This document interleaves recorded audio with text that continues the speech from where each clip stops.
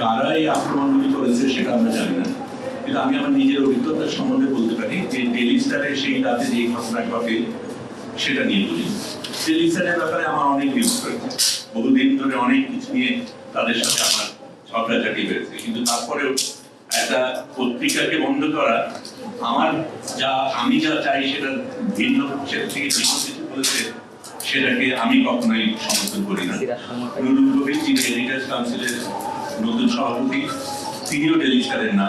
আমরা যারা সেই রাতে গিয়েছিলাম তাদেরকে রক্ষা করার জন্য আমরা কেউই ডেইলি স্টারের কেউ না। তারপরে আমরা গিয়েছিলাম কারণ এই অন্যায়টার প্রতিবাদ আমরা করতে চাই। এবং এটাও বলা দরকার, আমি তখন আশেপাশে যারা তখন এসেছিল আক্রমণ করতে সবাইকে তো চিনি না, কিন্তু তাদেরকে এই একই ভূমিকা কিন্তু আমি রাখতে দেখিনি। এবং আমার কাছে অবাক লাগে যে যেই হাসিনার স্বৈরাচারিত্বর বিরুদ্ধে আমরা এতদিন ধরে লড়াই করেছি, আমরা সেই হাসিনার চরিত্র নিজেরা নিচ্ছি, নিজেরা নিতে যাচ্ছি, এটা আমার জন্য খুব লজ্জাজনক, আপত্তিজনক, বিপজ্জনক।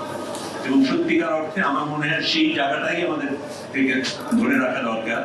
স্বৈরাচারকে আমরা হটিয়েছি, সেই স্বৈরাচারের চরিত্র যাতে আমাদের দেশে ফিরে না আসে সেটার জন্য আমাদের সোচ্চার হওয়া দরকার। সেই কারণেই আমরা এখানে বসে। ধন্যবাদ।